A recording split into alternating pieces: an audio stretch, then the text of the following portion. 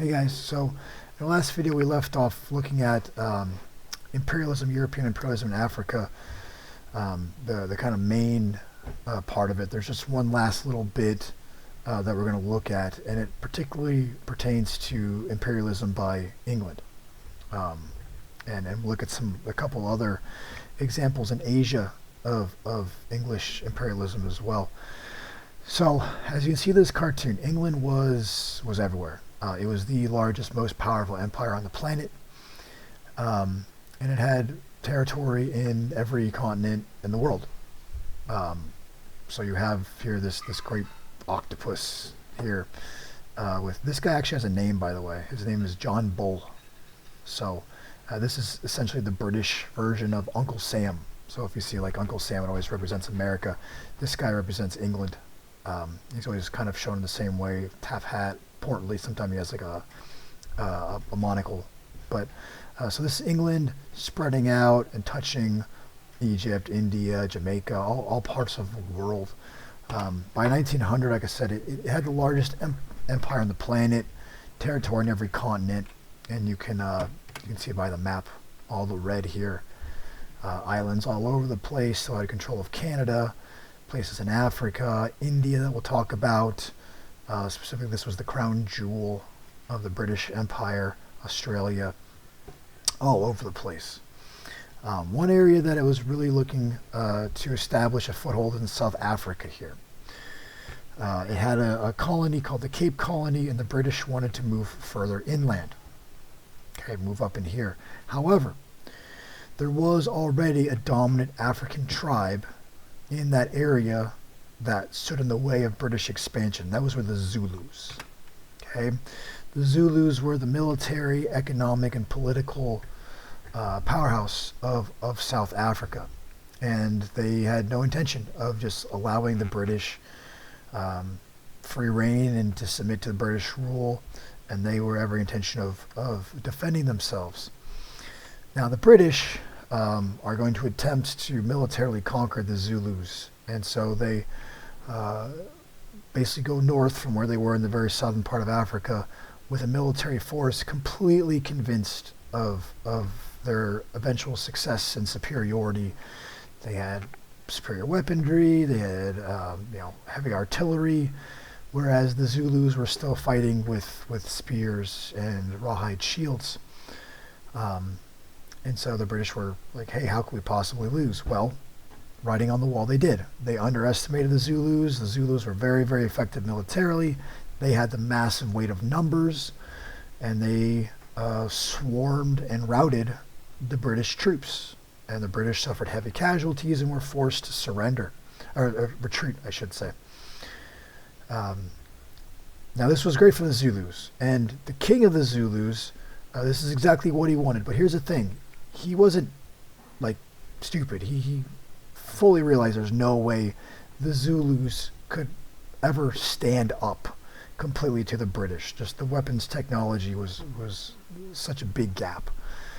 So the plan was to achieve this first early success, like they did, and then use that as kind of a bargaining chip, so they could approach negotiations from a superior position. Like, hey, we beat you guys. Like, we're you don't want to mess with us. We're tough, and kind of be able to intimidate the British to negotiate some sort of terms that were favorable. Okay, so they were at a position of strength now from negotiations. So he wanted, like, we got a victory, like, that's it, leave them alone, don't pursue them. Unfortunately, the Zulu commanders pursued the British, attempting to kind of seal the deal with this victory. The British, no longer taking the Zulus lightly, were able to repel the kind of the Zulu follow-up attack and defend themselves. And then the British, a second better equipped, again, not taking the Zulus lightly wave, joined up, and they marched north, and they were able to soundly defeat the Zulu military, which crushed any hopes that the Zulus had of maintaining sovereign rule over their area, and all of that area came under the control of the British. It was actually a really great movie. We would have watched clips of this in class called Zulu, that if you have time, or you can find it. It's actually a really, really good movie. It's older. I think it's the 1960s. But it tells a story of the British in South Africa fighting the Zulus. And it's a really, really cool movie because it's in the 60s, like obviously a lot of racism in the world, and you got Jim Crow laws in the United States, whatever. It's like a European movie, but it shows like both sides of the coins. Like the Zulus are like shown as human, and they're given respect, and like it kind of shows both sides of the struggle. So for a movie that's like 70 years old almost now, that's like really, really rare. That's not just like, yay, go white people. It's kind of like, tells like, hey, these are two groups of warriors and they fought it out, and this is what happens. You decide how you kind of feel about it. So if you got time, check that out. But the Zulus were eventually defeated, and all of South Africa comes under the control of the British, which is why South Africa is an English-speaking country still to this day. So overall impact of African imperialism. I kind of talked about this at the end of the last video. But again, the countries of Africa are artificially created, and that leads to groups that weren't necessarily homogeneous ending up together, and that's created some hostility. All the mineral wealth, I mean, all the wealth of the British, like, so like the crown jewels and stuff, I wonder if that was still in African hands, like, what they could do with that kind of wealth. And then Africa never goes through, these individual countries never go through that kind of the growing pains of nation building. They're going through it right now. So, whereas, other countries might seem better right now, it's because they've gone through a lot of bad stuff. America has, England has, France, the French Revolution, all that kind of stuff. Africa's going through that process now, and hopefully will emerge, a lot of these African countries, better off afterwards and industrialize and get to a better standings. And like I said, like in 100 years or so, Africa might be, I'm going to say utopia, but might be a vastly more wealthy continent, and countries in Africa might have power and influence, and it might be a much, much different world. So hopefully Africa does continue to improve, and people's lives there continue to get better. But the problems that Africa has gone through, a large part of that is because of the problems left over from European intervention. It's like Europe went in, and it's like a room. They just like pulled everything down and ripped everything up, and it's like, all right, you guys clean up this mess, and walked out. And now Africa's kind of been doing that. And so moving from Africa now to Asia, and here's actually one more thing. So this is kind of a cool map. The dark lines are the actual countries in modern day Africa. And all these different colored little splotches are different ethnic groups. Just to kind of show, like, these should all be kind of individual kingdoms almost, but the Europeans kind of just crammed them all together. Like, here's this group that got turned into 1, 2, 3, different countries, almost 4, and got divided up and stuff. So that's kind of the reality of why there's a lot of conflict in Africa still in some places today. So Asia is another place that the Europeans set their sights on, either through gaining complete control or just having influence. China, as you can see, is the subject of this cartoon. China has, traditionally had things that Europeans wanted. We talked about the Silk Road, porcelain, paper, silk, all of these ideas, inventions, printing press, gunpowder, compass coming from China. And then they still have things the Europeans want. But now the Europeans are actually in a superior position, where China has kind of been if not one of the greatest powers on the planet. Now that has shifted, and now it belongs in Europe. China was so successful, they basically said, we don't need the rest of the world. They shut themselves off, and when that happened, they got left behind. Chinese ideas left the country and went to other places like Europe, but other ideas from other places never came into China. So they isolated themselves, and eventually that led them to getting passed by. But there's still a huge desire for Chinese goods. Okay, porcelain, silk, and tea. The British love their tea, and they wanted that, and it came from China. Problem is this: China's still pretty hesitant to do business with outsiders. They will only deal with the British in certain places and only will exchange silver. So in order to make a bargain work, both sides have to have something the other side wants. Okay, that's the only way trade can work. The only thing that the Europeans had the Chinese wanted was silver. So we'll take your silver, here's your tea. Problem if Europe is, well, there's only a limited supply of silver. Like, you can't keep this up forever. So is there something else that we could use of value to get tea out of China? And it turns out there was. The British had opium from their colonies in India that we'll look at in a little bit. Opium is a narcotic. It's basically what makes, you've heard of like opioids and the opioid epidemic and stuff. It's a narcotic that's used mostly to make painkillers nowadays. But it's highly addictive, and the British knew about this, and they were kind of like, hey, here's this thing. We don't know what to do with it. We don't want to give it to our own people because we don't want them becoming, addicted to opium, but we don't care what happens to the Chinese. So basically what British merchants did is they would take opium and they would illegally go into China and sell the opium in exchange for silver, and then they would go to these ports and then legally trade that silver for tea. So they would, they basically, Great Britain became the world's first drug dealers, giving opium to these Chinese, and China had a lot of problems as opium was flooding into their country. So the Chinese were like, hey man, stop selling opium, and the British kind of like, yeah, no, make us. And so the Chinese tried, and this is the Opium Wars. So I'll come to that side, back to that side in just a little bit.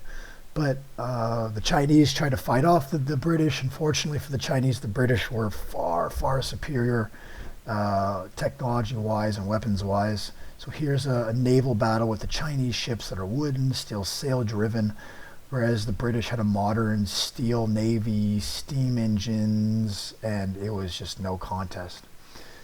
So the British went easily. They forced the Chinese to sign a Treaty of Nanking that opens up China to European merchants. We can trade wherever we want, we can sell whatever we want, and that's just what it is. So Europe comes in, merchants come in, Christians come in, and start to push European religions and culture on China. And this leads to open door policy. European countries are able to freely trade with China, and many Chinese are receptive of this. Many convert to Christianity. They're like, hey, this is cool, we can make some money. However, many more weren't, and began to resent the destruction of Chinese culture and these Europeans with their foreign religions and foreign cultures, and we got to do something about this. And one particular group that planned on doing something about this was called the Boxers.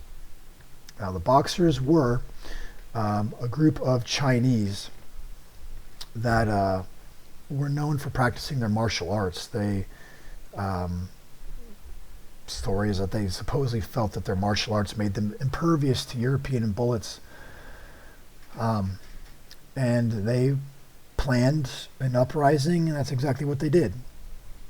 So the Boxers and other Chinese rose up. Their actually first targets were Chinese that had, as far as they are concerned, were traitors that had picked up on European ideas and religions, and they went after and killed thousands of them, and then they went after the Europeans. When the European countries and also America and Japan, who had interests there as well, heard about this, a multinational army was created. So 8 nations send troops, these join together, and they go in, they basically crush the Boxer rebellion. And many Boxers are killed, taken prisoner. China is forced to pay reparations for people that are killed for damage to Christian churches and European interests. And they really just kind of crush China to the ground, which is hugely humiliating. And the Chinese then really realized the importance of industrializing and catching up with Europe, which is what China still is actively doing to this day. And they effectively, essentially have. They're one of the world powers now, second, but possibly only to the United States. But this was clear indication China, like, wow, we got left behind. We need to fix this. So now, for the other end, there were massive retaliations against Chinese civilians who may not have even been connected with the Boxers. If you were at all even accused, you might well be arrested and even beheaded. It was a pretty ghastly scene, and people losing money for reparations, and people losing their heads. So it was pretty intense stuff. And over in America, so imperialism was popular with a lot of people, but there were some that were strongly against it. There's a group called the Anti-Imperialism League. One of the members of that was Mark Twain. If you've ever heard of Mark Twain, he's the guy who wrote Huckleberry Finn and Tom Sawyer and a lot of other stuff as well, but arguably the most famous American author. Mark Twain was hugely against imperialism, hated it, and wrote a book called To the Person Sitting in Darkness, talking about all the horrors of imperialism and arguing against it. He talks about this, and he talks about how people in America, hearing about this, would joke and laugh and screw around. They had a particular joke. So the currency system that China was using was called the tael, T-A-E-L. And the joke was people would go around and they'd say, tails I win, heads you lose. So haha, tails we win, we get your money, and then heads you lose, we're cutting off your head because you lost the war. And Mark Twain was just like, what are you doing here? These are human beings that are losing their lives and stuff, and we're sitting here joking about it. So, but that was the situation, and China's response was like, we need to modernize and kind of get out of our traditional way of living and enter this new world that Europe has already entered. So the last place we'll talk about also in Asia is India. And Great Britain, again, I mentioned this in the last video, I think, or maybe I did today actually, but India was Britain's crown jewel. Like, of all the overseas colonies, this was considered the most important, the most wealth, the greatest trade value. It was hugely important to the British. And Britain had gained control over India slowly over the course of hundreds of years. First establishing a foothold with the East India Company trading in 1607, and then slowly but surely acquiring more influence and more territory directly or indirectly. And by the mid-19th century, almost all of what is today India, Pakistan, and Burma was in one way, shape, or form controlled by Britain. Not necessarily direct control, but influence and economic, trade deals and stuff like that. Now, just like in Africa, the British didn't want to send all of their military to make sure that their rule was respected. So just like they did in Africa, they empowered certain Indians to be in charge, kind of. And they created a military of Indians, both of Hindu and Muslims, called the Sepoys. Okay? And the Sepoys mostly were pretty loyal to the British, except for a massive uprising that happened in the mid-19th century. So the Sepoys, a lot of them are going to rise up against British control. There's a lot, in fact, you're going to be looking at sources this week about the Sepoy mutiny, about why exactly it happened. Okay, so you have a primary source activity for you to do on that. One of the reasons, and I'll talk about this in the sources, is the British gave the Sepoys guns, but not the best ones. And the guns that the Sepoys had were the old-fashioned single-shot muskets that you would load through the top. So the British had modern kind of guns where you would put the bullets through the side, like maybe you're more used to today. But the Sepoys had the old-fashioned kind of muzzle-loading ones. And so how that worked is you would have a cartridge. So you have this like paper package. You'd have the bullet and have the gunpowder in there. And so what you would do is they'd have a little pack with their cartridges, and they'd take it out. They'd hold the gun with one hand with the muzzle pointed up, and they'd pull it out, and they'd bite the end of the paper cartridge and rip it off, and then they'd pour in the gunpowder, put in the ball, and they have a little ramrod, and they'd ram it down in there, and then they'd be ready to fire. But they were taught, because they have one hand holding the gun and one holding the cartridge, they'd use their teeth to bite and rip it. Now, to help push this paper cartridge down the barrel, they will put grease on the sides. And the story amongst the sepoys was this grease was made of animal fat. Okay, well, that's a problem, because you have two different religious groups, Muslims and Hindus, that make up the sepoys. Well, if that animal fat is pig, if it's like pork fat, that's offensive to Muslims, because they don't eat pork. They consider it an unclean animal. So if they're putting pork fat in their mouth, that's like offensive to their religion. And for the cow, for the Hindus, the cow is sacred. So if it's beef fat, and now they're putting that beef fat in their mouth and ingesting it, that's offensive to them. So that's one potential cause that this angered them so much, and it was kind of just another example of the British not respecting their cultures caused them to finally rise up. And there's some other ones as well that you read about. But suffice to say, the mutiny was eventually put down. The British rolled in, and now, with their superior force, basically just conquered all of India outright and had direct control over the entire subcontinent, and will continue to do so until after World War II. And this is with Mahatma Gandhi and stuff that we'll talk about later on, closer to summer. Okay, so those are the examples of European imperialism we'll look at. Make sure you look at the primary sources for this week and finish up those assignments. And let me know if you guys have any questions. Take care.